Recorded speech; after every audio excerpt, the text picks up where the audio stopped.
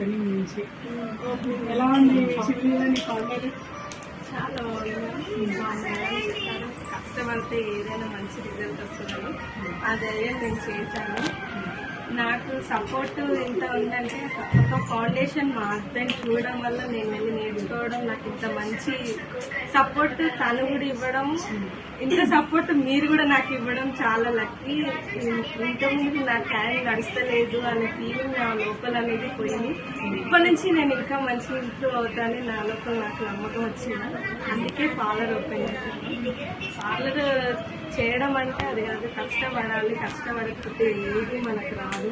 But అది ఏంటో ఆ కష్టం విలువ ఏంటో కూడా మాకు మేడం వాళ్ళు చెప్పారు. ప్రతిదీ చాలా ఎంత అంటే వాళ్ళు మాకు వచ్చే లోపల ఉన్న ఫ్రస్ట్రేషన్ కానీ ఏది కానీ రిలాక్స్, మీరు ఫస్ట్ నేర్చుకోవాలి. ఏదైనా ఫస్ట్ నేర్చుకుంటేనే మీకు వస్తుంది. కష్టపడండి. ఇది ఇంత డబ్బులు పెట్టి మీరు ఇంత కష్టపడండి, ఇంత తక్కువలో మీరు నేర్చుకుంటున్నారంటే బయట అంతా ఉండదు.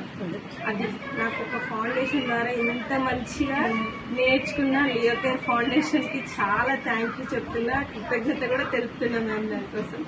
అండ్ బట్ నాకు నేర్పించిన మేడం వాళ్ళైతే నీలిమ మ్యామ్ కానీ ఫుల్ సపోర్ట్. భారత మేడం ఏదైనా కొత్తగా క్రియేటివ్ చేయాలి, సపోర్ట్ అయితే బాండింగ్ లాగా ఉండదు. నాకు ఇద్దరు మేడం వాళ్ళు చాలా బాండింగ్. ఫస్ట్ ఎలా నడుచుకోవాలి, వేరే వాళ్ళకి ఎలా మాట్లాడాలి, అంత బిహేవియర్ కానీ ఏది కానీ నాలో ఉన్న చేంజ్ అనేది మొత్తం లాగి లాగి లాగి బయటికి ఇచ్చాను నన్ను. చాలా థ్యాంక్ యూ మేడం వాళ్ళకైతే. చాలా తెలుసుకుంటున్నాను, నేను ఎక్కడన్నా మర్చిపోతున్నాను.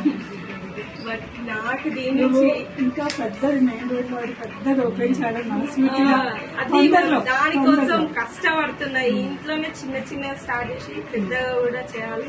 లియోకేర్ ఫౌండేషన్ నేను నిలబెడతా వాళ్ళ కోసం. నేను దానికోసం ఏదైనా కష్టపడతా.